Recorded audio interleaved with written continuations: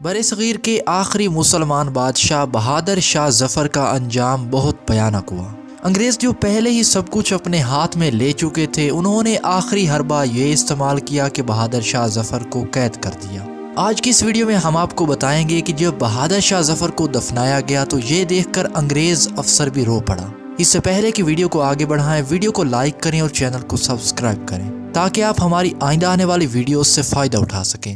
ہندوستان کے آخری فرما رواں بہادر شاہ ظفر کو گرفتار کر کے ایک بحری جہاز میں بٹھایا گیا۔ یہ جہاز 17 اکتوبر 1858 کو رنگون پہنچا۔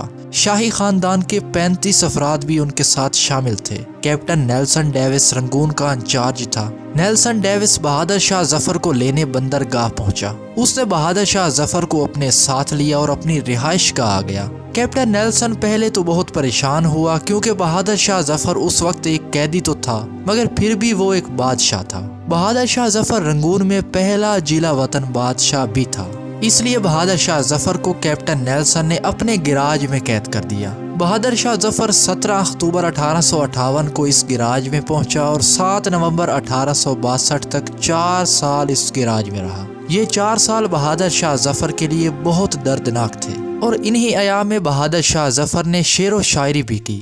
آخری دن خادمہ نے کیپٹن نیلسن کو بادشاہ بہادر شاہ ظفر کی خبر دی۔ نیلسن نے ملازمہ کی اطلاع سن کر اپنا پسٹل اٹھایا اور اپنے گراج کی جانب چل دیا۔ بادشاہ کی آخری آرام گاہ کے اندر بدبو اور موت کا سکوت تھا۔ ایک سپاہی لیمپ لے کر بادشاہ کے سرہانے کھڑا ہو گیا۔ بادشاہ بہادر شاہ ظفر کا آدھا کمبل بستر پر تھا اور آدھا زمین پر۔ بہادر شاہ ظفر کی گردن اس وقت ایک طرف کو جھکی ہوئی تھی اور موت کو گزرے ہوئے کافی وقت ہو چکا تھا۔ کیپٹن نیلسن نے اپنی زندگی میں ہزاروں چہرے دیکھے مگر اس سے پہلے اس نے کبھی بھی کسی کے چہرے پہ اتنی بے چارگی اور غریب الوطنی نہیں دیکھی تھی۔ کیپٹن نیلسن نے بادشاہ کی گردن پر ہاتھ رکھا مگر اس وقت تک بہادر شاہ ظفر عالم بقا کی جانب جا چکے تھے۔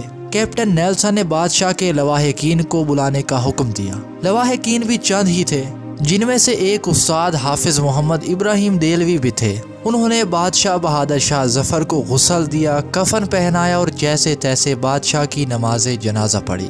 مگر جب قبر کا مرحلہ آیا تو پورے رنگون میں بادشاہ بہادر شاہ ظفر کو دفنانے کے لیے 2 گز زمین تک دستیاب نہ تھی۔ کیپٹن نیلسن نے سرکاری رہائش گاہ کے احاطے میں قبر کھدوائی اور یوں بادشاہ کو خیرات میں ملی ہوئی مٹی میں دفن کر دیا گیا۔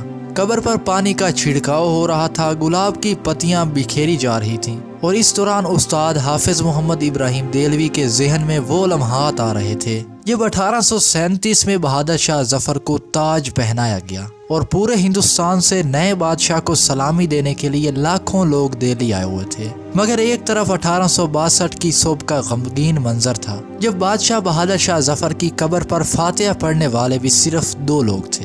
حافظ ابراہیم دہلوی کی آنکھوں میں آنسو آ گئے۔ انہوں نے جوتے اتارے اور قبر کے قریب کھڑے ہو کر سورہ توبہ کی تلاوت شروع کر دی۔ کیپٹن نیلسن بھی یہ سب کچھ دیکھ رہا تھا۔ یہ سب کچھ دیکھتے دیکھتے کیپٹن نیلسن کی آنکھوں میں آنسو آ گئے۔ کیپٹن نیلسن نے ہاتھ اٹھایا اور اس غریب الوطن کو سیلوٹ پیش کیا اور اس سیلوٹ کے ساتھ ہی مغل سلطنت کا سورج ہمیشہ ہمیشہ کے لیے غروب ہو گیا۔ اگر کبھی آپ رنگون جائیں تو آپ کو ڈیگن ٹاؤن کی کچی گلیوں اور بدبودار جھگیوں میں آج بھی بہادر شاہ ظفر کے خاندان کے لوگ مل جائیں گے۔ یہ نسلی طور پر خالصاً مغل ہیں مگر آج یہ لوگ سرکار کے وظیفے پر چل رہے ہیں۔ یہ کچے گھروں میں رہتے ہیں اور نہایت ہی قسمہ پھوسی کی حالت میں زندگی گزار رہے ہیں۔ ہم اپنی ویڈیو کا اختتام بہادر شاہ ظفر کے اس شعر کے ساتھ کریں گے۔ کتنا ہے بد نصیب ظفر دفن کے لیے، 2 گز زمین بھی نہ ملی کوئے یار میں۔